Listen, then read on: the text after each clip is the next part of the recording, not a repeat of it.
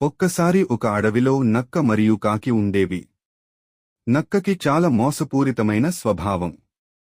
తన మాయ మాటలతో ఇతర జంతువులను మోసగించడం నక్కకి అలవాటు.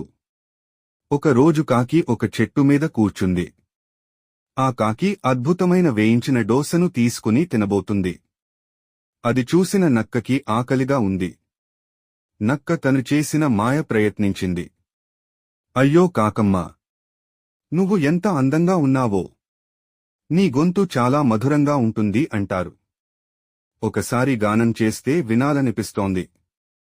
కాకికి గొప్పగా అనిపించి గానం చేయడానికి తన నోరు తెరిచింది. వెంటనే దోస కిందపడింది.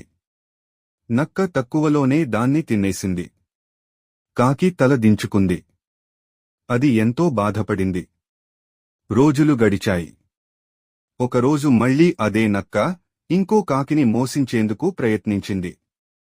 కాని ఆ కాకి తెలివిగా ఉండి నక్క మాటలు వినింది కాని నోరు తీయలేదు. నక్క ఎంత మాట్లాడినా కాకి మాత్రం నోరు తీయకుండా దోసని గట్టిగా పట్టుకుంది. చివరకు నక్క బాధపడి అక్కడి నుండి వెళ్ళిపోయింది. మోరల్: తెలివిగా ఉండాలి. మాయమాటలపై నమ్మకంగా ఉండకూడదు.